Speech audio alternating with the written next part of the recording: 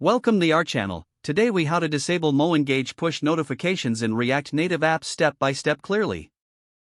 To disable MoEngage push notifications in your React Native app, start by opening your React Native project in your preferred code editor. Locate the directory where the MoEngage SDK is integrated.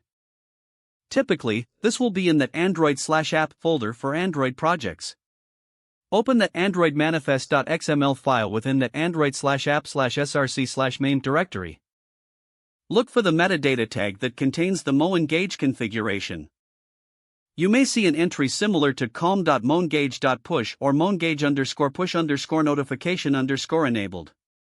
Set the value of the push notification entry to false to disable it. Next, navigate to your Java or Kotlin files that handle notifications.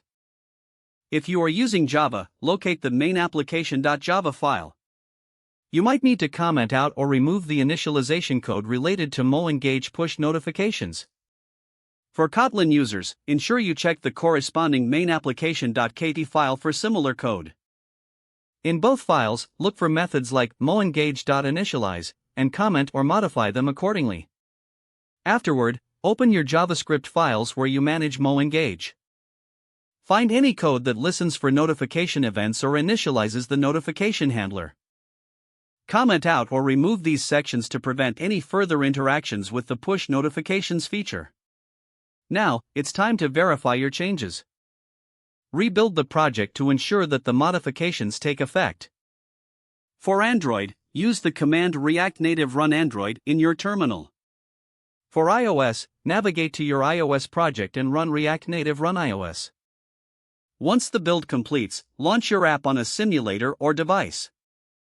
Test the app to confirm that push notifications are indeed disabled.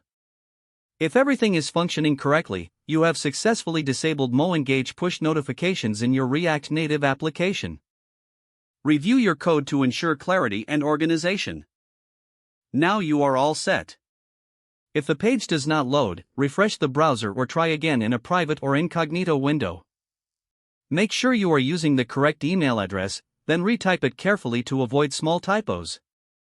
If your password is not accepted, use the reset option and create a new strong password you can remember.